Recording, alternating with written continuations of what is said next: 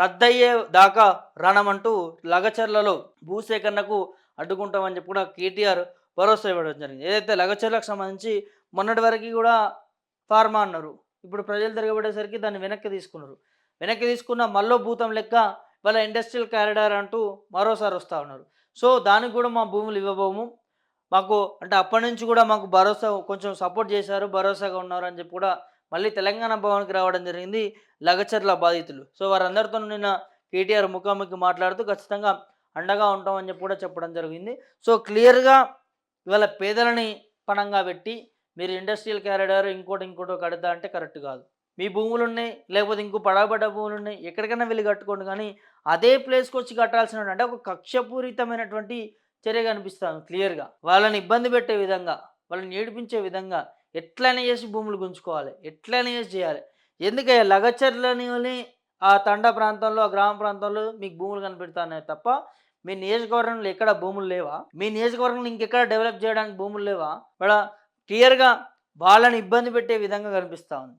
వాళ్ళు ఇంకోటి గాని కావాలని అడగట్లేదు. మా భూములు తీసుకోకండి. మా భూములు మాకు కావాలి. మొన్న ఒక సభలో మాట్లాడుతూ ఏమన్నాడు? తొండలు కూడా గుడ్లు పెట్టమని తన ఇజ్జతే తీసుకున్నాడు. ముఖ్యమంత్రి ఇజ్జతే ఆయన ఇజ్జత తీసుకున్నటువంటి పరిస్థితి చూస్తా ఉన్నాము. అన్యాయంగా పెట్టిన కేసులను వెనక్కి తీసుకోవాలి. అసెంబ్లీలో లగచర్ల సమస్యలను లేవనెత్తుతాం. అండగా ఉంటామని బాధితులకు కేటీఆర్ భరోసా. కేసులు నిలిపివేయాలని వికారాబాద్ ఎస్పీకి ఫోన్. రసమయ్య బాలకృష్ణ రూపొందించిన నమ్మి నానబోస్తే లఘు చిత్రం విడుదల అని చెప్పి కూడా నిన్న తెలంగాణ భవన్‌కి సంబంధించినటువంటి అంశాన్ని చూస్తా ఉన్నాము. ఇప్పటి వరకు కూడా రైతులని రిలీజ్ చేయలేదు. అక్కడ ఆ ధర్నాకి ఏదైతే జరిగిందో ఆ రోజు సంఘటన కలెక్టర్ మీద దాడి. సో దాంట్లో చాలామంది ఉంటే ఓన్లీ సెలెక్టివ్‌గా కొంతమందిని పట్టుకొని అందులో చాలా పార్టీ వాళ్ళు ఉన్నారని చెప్పి కూడా ఇప్పటికీ ఆరోపణలున్నాయి. బీజేపీ కావచ్చు, కాంగ్రెస్ కావచ్చు, అక్కడ కార్మిక సంఘాలు కావచ్చు. సో చాలామంది అందులో ఇన్వాల్వ్ అయ్యున్నారు. కేవలం ఇక్కడ రైతులనే అరెస్ట్ చేయాల్సినటువంటి అవసరం ఏంది? ఇప్పటికి వాళ్ళ పైన కనికరం కూడా లేదు. మన ముఖ్యమంత్రి మాట్లాడుతూ నా మీదనే ఇన్ని కేసులున్నా నేను విడిచిపెట్టలేకపోయినా మీ వోళ్ళని ఎట్లా తీసుకొస్తాను నేనని మాట్లాడుతూ ఒక గౌరవ పదవిలో ఉన్న నీ చేతి ఎందుకు కాదు? నీ వల్లనే వచ్చింది కదా ఇదంతా ఇష్యూ. అలాంటప్పుడు నువ్వే సాల్వ్ చేయాలి. ఇవాళ అట్లనైనా భయపడతారేమో అని చెప్పి మరి వాళ్ళని కూడా ఇప్పటివరకు వాళ్ళపైన స్పందించకపోవడం అంతా విడ్డూరంగా కనిపిస్తూ ఉంది రేవంత్ రెడ్డి చర్యలు ఇవన్నీ కూడా. కానీ బీఆర్ఎస్ పార్టీ రద్దయ్యేదాకా రణమంటూ కూడా లగచర్ల బాధితులకి, లగచర్ల రైతులకి అండగా ఉంటామని చెప్పి కూడా కేటీఆర్ గారు భరోసా ఇవ్వడం జరిగింది. సో వారికి తెలంగాణ భవన్ ఒక ఇల్లుగా మారింది. ఎందుకంటే కష్టం వస్తే ప్రతిపక్షం దగ్గరికి వస్తున్నటువంటి పరిస్థితి, అది బీఆర్ఎస్ పార్టీ దగ్గరికి వస్తున్నటువంటి పరిస్థితి.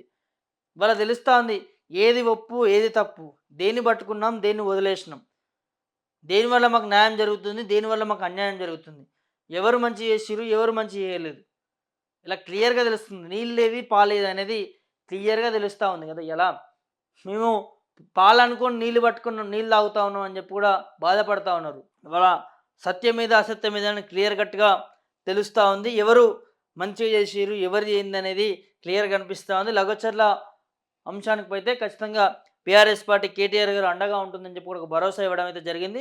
సో ముఖ్యమంత్రి గారు ఇప్పటికి వెనక్కి తీసుకుంటారా? మరి ఇది అసెంబ్లీలో కూడా చర్చిస్తామని చెప్పి అంటా ఉన్నారు. మరి ఎందుకు లగచర్ల రైతులని ఇబ్బంది పెట్టే విధంగా, ఎందుకు లగచర్లనే రైతులని గోసపుచ్చుకునే విధంగా మరి ముఖ్యమంత్రి చేస్తా ఉన్నాడో తెలియదు కానీ ఖచ్చితంగా దీన్ని వెనక్కి తీసుకోవాలి. తీసుకున్న ఆ రైతన్నలకి ప్రభుత్వం అండగా ఉండాలని కూడా కోరుకుంటా ఉన్నారు బీఆర్ఎస్ పార్టీ నుంచి.